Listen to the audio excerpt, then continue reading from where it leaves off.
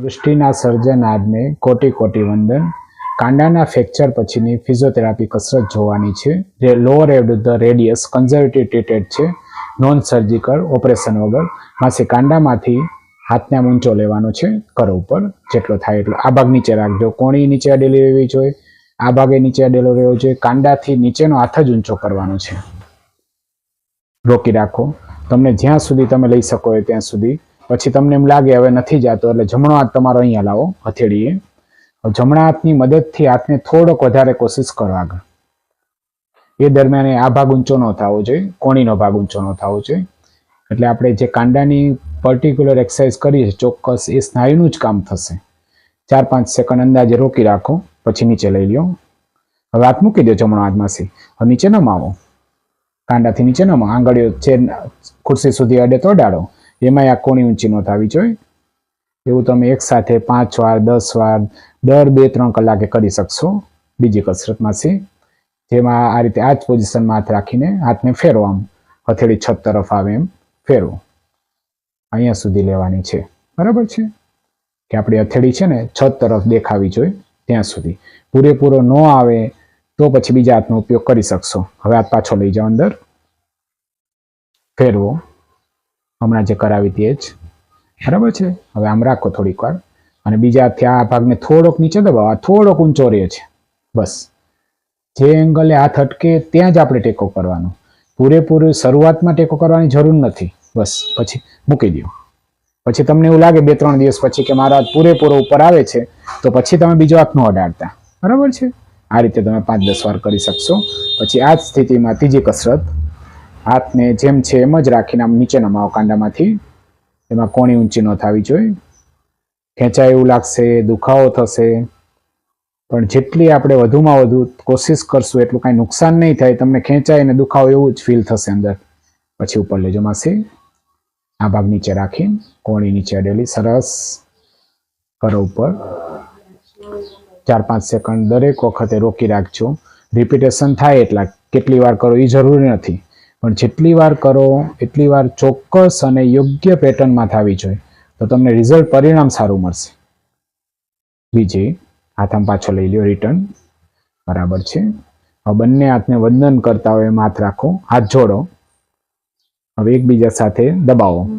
કાંડાથી આંગળીઓથી સામસામો ધક્કો મારવાનો છે, પ્રેશર કરવાનું છે.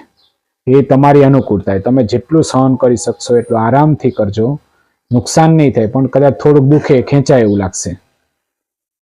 2-4 સેકન્ડ રાખીને પછી મૂકી દેજો પ્રેશર. એવું તમે 5 થી 10 વાર કરી શકશો. પછી માસી બંને હાથને લોક કરો, ભેગા રાખો. હવે ધીરે ધીરે હાથને આમ સીધા કરતા જાઓ કોણીમાંથી. કરો સ્ટ્રેટ, રોકો. દરેક વખતે રોકી રાખવાનું. અંદાજે 2-4 સેકન્ડ 5 સેકન્ડ, પછી પાછા લઈ લ્યો. ફરીથી એકવાર કરી જુઓ, થઈ શકશે. બરાબર? તકલીફ નથી ને કાંઈ? બરાબર. હવે હાથ નીચે રાખી દો. હવે કોણીમાંથી વાળવાનો છે માસી. હાથ વાળો અને હાથને આ રીતે ફેરવતા જાઓ, અંદર બહાર જાઓ. આ રીતે અંદર બહાર ફેરવો. તમારી રીતે સાવ ધીમે ધીમે, ઝડપ ન કરતા. અને હાથ સામે જ જોવાનું. એટલે આપણે જોઈને કરશું તો વિઝ્યુઅલ ફીડબેક મળશે કે મારી થોડાક દિવસ પહેલા આટલી મુવમેન્ટ થતી હતી, હવે આટલી વધારે થાય છે. હવે આ જ એંગલમાં ફેરવો. હવે કાંડામાંથી આમ નીચે નમાવો માસી. જો આમ જ હાથ રાખીને પહેલાં આમ કરી દો, હથેળી નીચે રાખીને. હવે કાંડામાંથી આમ નીચે નમાવો, પછી ઉપર લ્યો. કરો ઉપર, સરસ, ધીમે ધીમે, બરાબર છે? બસ હવે નીચે રાખી દો. નેક્સ્ટ, હવે કાંડામાંથી ઉપર લેવાનો છે. બીજા હાથથી સામે ધક્કો મારો, બીજો હાથ આની ઉપર રાખી દો. હા, હવે ડાબો હાથ તમે ઉપર લ્યો છો, આંગળી પાસે રાખો હાથ, જમણો હાથ. બસ ડાબા હાથને ઉપરની દિશામાં લેવાનો છે. જમણા હાથથી થોડોક વજન આપવાનો છે. એટલે આનાથી આપણા સ્નાયુની મુવમેન્ટ આવે અને સ્નાયુઓ મજબૂત થશે ધીમે ધીમે. અહેસાસ થાય છે? આમ થોડું પ્રેશર આપવાનું તમારે, બરાબર છે? 2-4 સેકન્ડ રાખી નીચે મૂકી દો. બસ હવે ઢીલો કરી દો, નીચે લઈ જાઓ. પાછો કરો ઉપર. પેલા ઉપર જેટલો થાય એટલો કરવાનો. પછી બીજા હાથથી સામે ધક્કો મારો, મારો ધક્કો. પણ ધક્કો મારવા માથા નીચે ન જવો જોઈએ, બરાબર છે? હાથથી એકદમ વ્યવસ્થિત દબાણ હશે તમારું તો હાથ નીચે નહીં જાય. હાથથી પ્રેશર ઓછું થવું જોઈએ, હાથથી વધારે થવું જોઈએ, નહીતર આ હાથ નીચે જશે. બરાબર છે. ઉપર લ્યો હાથ અને સામે ધક્કો મારો એટલો થોડુંક જ વજન આવવું જોઈએ, વધારે નહીં. નીચે મૂકી દો. નેક્સ્ટ ઉપર લ્યો હાથથી નેપકિનને દબાણ ધીમે ધીમે હાથને આમ સીધો કરતા જાઓ આગળ, કોણી સીધી થાય એમ આગળ. બરાબર છે. હજી ઊંચો રાખો થોડો, કાંડું રાખી નીચે ધીમે ધીમે. સરસ. પાછો લ્યો ધીમે ધીમે. સરસ. બરાબર છે. હવે નેપકિનને દબાવીને જ હાથ આ જ સ્થિતિમાં માસી નેપકિનને દબાવી રાખજો, હાથને કાંડામાંથી આમ ફેરવતા જાઓ. સરસ.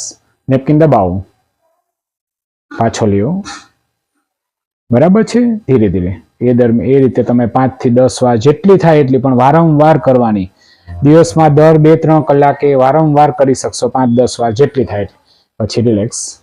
પછી હાથમાં બોલ આપું છું, બોલ પકડી દબાવજો અને દબાવીને જ કાંડામાંથી ઊંચો કરો હાથ. આ ભાગ ઊંચો ન થવો જોઈએ, નહીં તો આપણે કોણીની કસરત થઈ જશે. કોણી નીચે રાખો, આ ભાગે નીચો રાખી દો માસી. કાંડાથી નીચેનો હાથ ઊંચો કરો.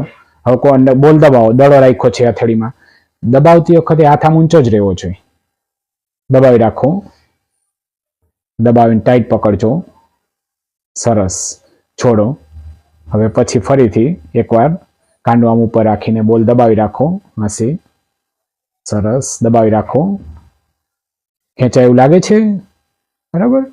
પછી બીજી નેક્સ્ટ.